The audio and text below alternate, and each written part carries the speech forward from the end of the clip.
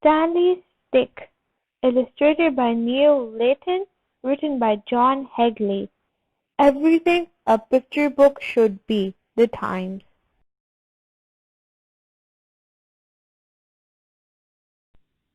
Stanley's Stick, written by John Hegley and illustrated by Neal, Layton.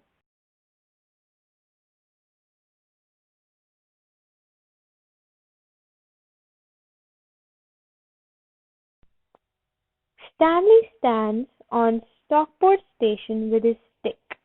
Stanley always carries his stick with him.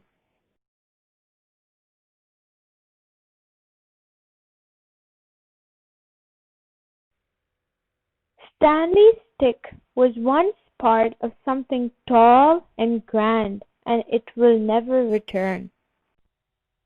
But it can be a stick as best as it can. Stanley has a lot of stick activity, like pretending the stick is a whistle or a banana that is quite straight. You don't have to be great to be great. Like pretending the stick is a match to catch the word aflame. There is a game after sticky game. Look, it's a dinosaur that isn't extinct. It's a Stickosaurus. Go!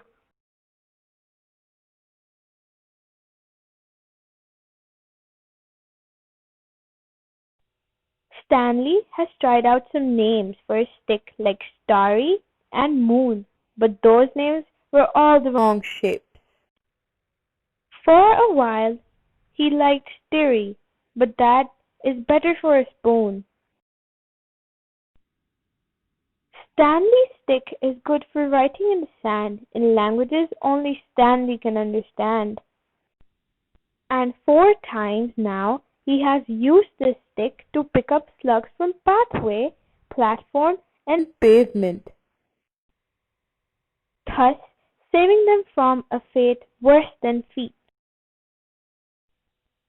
Stanley's friend Bertie has some string, and sometimes they tie the string to the stick's end and go pretend fishing.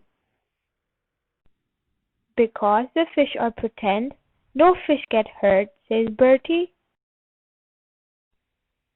So here is Stanley, standing on the station, taking his stick for a short stay at the side of the sea with his mum and dad. The train pulls in. Down at the sea, Stanley goes down to the side of the tide.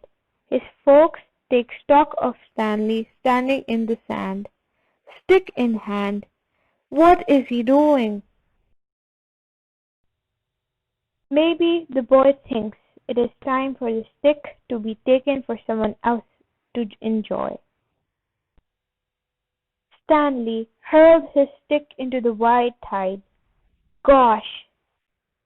What a tiny splosh for something that has been so big in Stanley's days. The sea picks up the stick and tucks it into itself.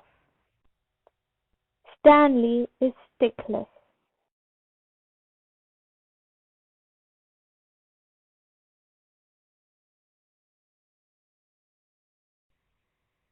The next morning, back at their spot on the beach, the tide is out. Stanley treads towards the spreading sea. Boats ride sea back, out on the distance. Stanley decides to look for interesting sticks, for other sticks which have been carried, to piggyback upon the turning tide. Soon he stumbles upon a stick alone upon the shore. It is quite different from the stick he had before. It is wonky. The stick is an unusual saxophone. Stanley thinks of home and begins to blurt a tune for Bertie. Now Stanley stares at the sea through his stick telescope. It is wonky. And the stick Stanley knows the name of? It is called Fantastic!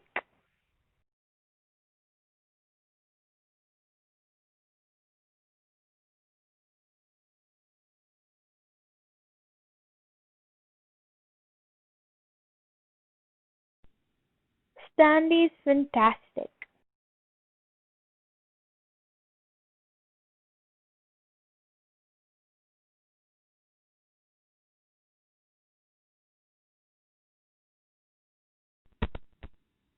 Stanley's stick is ordinary, but it can be anything from a rocket to a dinosaur.